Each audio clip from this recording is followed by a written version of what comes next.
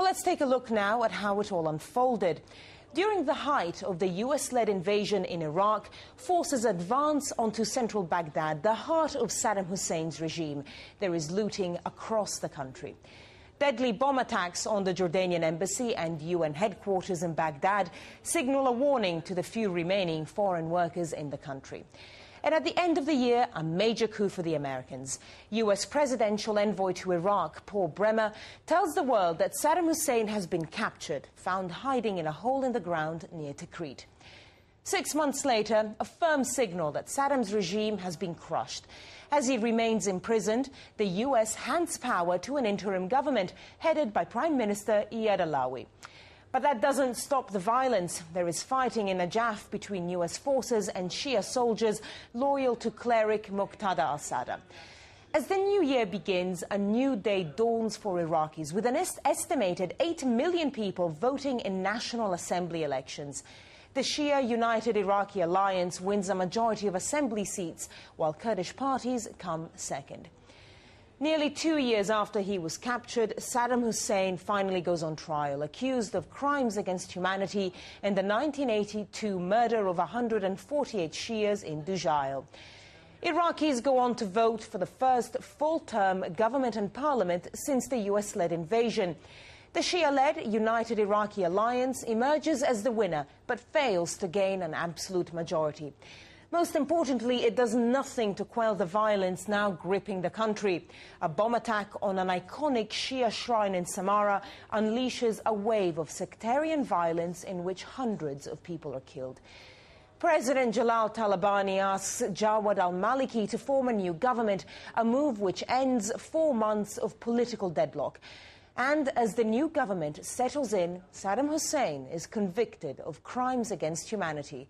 Nearly 3 years after he was caught hiding in the ground, the former president is told he will be executed. Well, Abdel Darwish is the associate editor of the Middle East magazine and author of the book Unholy Babylon, The Secret History of Saddam's War, and I'm pleased to say that he joins us now here in the studio. Mr. Darwish, let's move this on. Let's look to the future. Where does Saddam's death leave Iraq, and can this be a turning point? Well, we have this expression, turning points, many times. I think Saddam's actually role in the insurgency has been exaggerated. In fact, his role has actually finished even before he was captured. The insurgency is actually made of a complex structure of criminal elements, some former Baathists, and even a foreign fighter. So that is not going to make that much difference. Well, you say that, but already today we've had a stern warning from Saddam loyalists and Baathists and Sunnis for this violent backlash that they're predicting. Well, they've always said that, don't forget that the Arab nationalists and the Ba'ath in particular lived on propaganda, very much Goebbels-style propaganda. But the violence is just business as usual in Iraq, nothing there.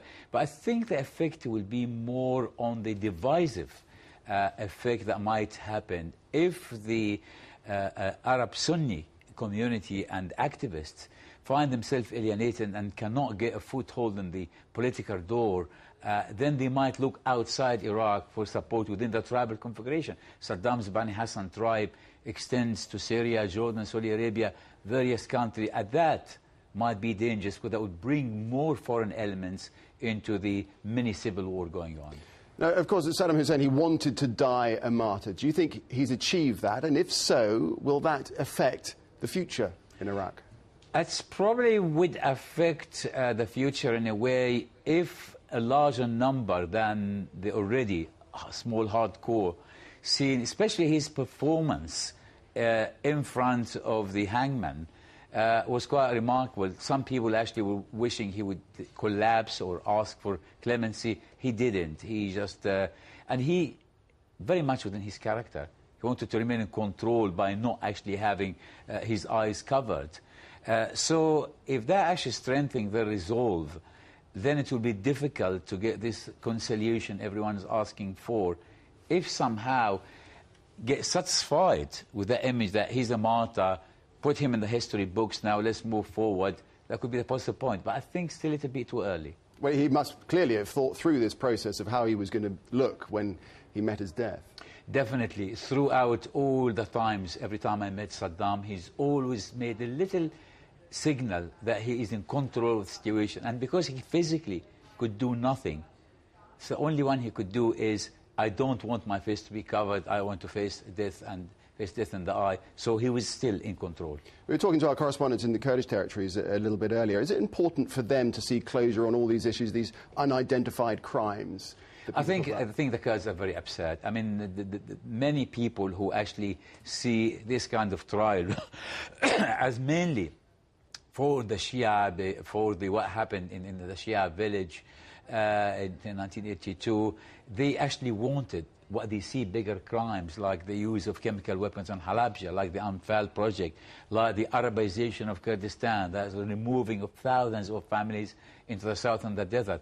They wanted to have their day in court, and they still haven't had that chance of the catharsis, national catharsis yet. Let's move it back to the Shiites. They may be celebrating, but they may reflect that they were in fact safer under his regime. It's interesting because now forces, which just not Iraqi-only forces, they are outer forces, wanted to actually poke their nose, in fact, pull the strings of the Shia. And it's actually, it's a fact that Al-Hakim and the Dawah party were actually, Badr Brigade, they were actually in Iran. They are indebted to Iran. They supported and financed by Iran. So only a naive analyst would actually reject that Iran sort of can pull the strings. Then you have Muqtada al-Sadr, totally unguided missile, unpredictable. Then you have Sistani, who sort of remains aloof, but again, he is very careful player. So you have all these forces there. At least the Shia are no longer a one block there. All right, interesting thoughts indeed. Thank you very much indeed for your time, Abdel Dawish. Well, President Bush has described Saddam's execution as an important milestone on Iraq's road to democracy. But he warned that many difficult choices and further sacrifices still lay ahead. Well, we can go live to Washington now and speak to Al Jazeera's Rob Reynolds. Rob. Well, Barbara, reaction to the execution here in the United States so far has been mostly low-key, both on the public level with President Bush's low-key statement and with the public at large. You have to remember, of course, nearly 3,000 American service members have been killed in Iraq since the invasion, over 100 in December alone. So in that context, Saddam's fate has really become kind of a secondary issue for American public opinion, which has turned rather decisively against the war and against President George Bush's handling of it. Saddam swings.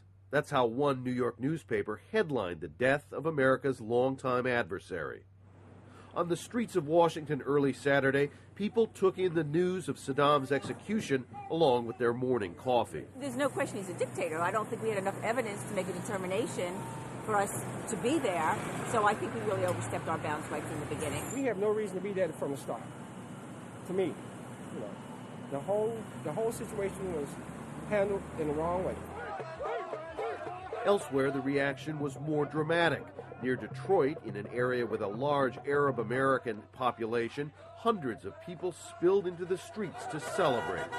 Today we can tell them, finally, Saddam got what he deserved. We're celebrating. It's an awesome feeling, man. It's like a revenge for all the Iraqi people.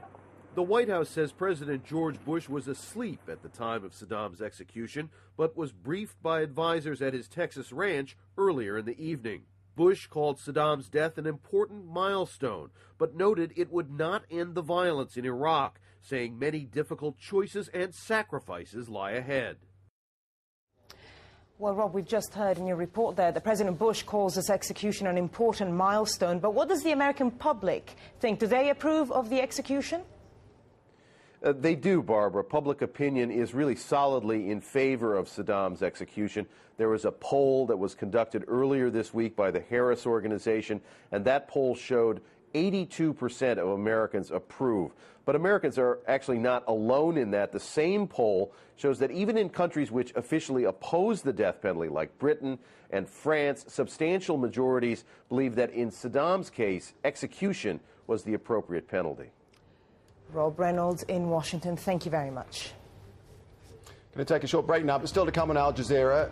Condemnation in Spain as a car bomb explodes at Madrid's international airport. ETA says it's to blame. Plus, the frantic search for 600 people missing after a ferry goes down in Indonesia. Stay with us for more.